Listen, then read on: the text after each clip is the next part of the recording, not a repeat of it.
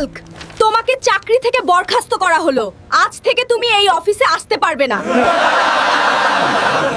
কিন্তু ম্যাম, আমি তো সব কাজ ঠিকভাবেই করেছি, তাও আমাকে চাকরি থেকে বের করে দিচ্ছেন কেন? আমি তোমার কোনো কথা শুনতে চাই না হাল্ক। তোমাকে আমাদের আর প্রয়োজন নেই, তুমি এখন চলে যাও। হায় রে ভাগ্য, কোম্পানির জন্য এত গাধার মতো কাজ করি, তাও ম্যাম আমাকে ষড়যন্ত্র করে বের করে দিল।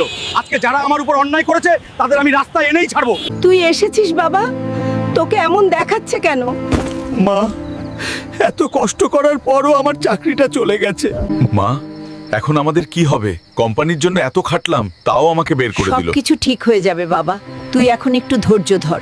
এই নে বাবা, আমার এই গয়নাগুলো বিক্রি করে তুই নতুন করে কোনো ব্যবসা শুরু কর। কিন্তু মা, এগুলো তো তোমার শেষ গয়না, এগুলো আমি নিতে পারবো না। তোর এগুলা নিয়ে চিন্তা করতে হবে না বাবা, এগুলোর উপর আমার কোনো টান নেই। কিন্তু তুই যদি কিছু করতে পারিস, সেটাই আমার সবচেয়ে বেশি খুশির কারণ হবে। মা আমার জন্য তার শেষ গয়নাগুলো বিক্রি করে দিল। শরীর ফাইটা যাক, কিন্তু মায়ের খালি গলা আমি সইতে পারুম না। বড়লোক আমি হমুই।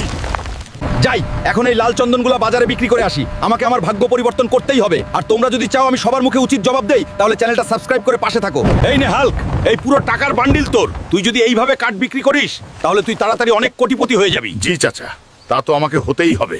হ্যালো ম্যানেজার, আরো 50টা ট্রাক পাঠাও। এখন আমি এই পুরো মার্কেটের রাজা। মা, আমি আসছি তোমার কাছে। তোমার ছেলে আর কোনো সাধারণ মানুষ নেই। প্লিজ হাল্ক, তুমি আমাদের কোম্পানি কিনে নিও না, না হলে আমাকে যে রাস্তায় নামতে হবে। ম্যাম, এটা হলো আপনার ষড়যন্ত্রের জন্য শাস্তি। মা, চোখ খোলো। দেখো, তোমার গয়না বিক্রির টাকা আজ আমাকে এই সাম্রাজ্য দিয়েছে। এই পুরো রাজপ্রাসাদ এখন তোমার। এইভাবে সফল হতে শিখো বন্ধু, কখনো হাল ছেড়ো না।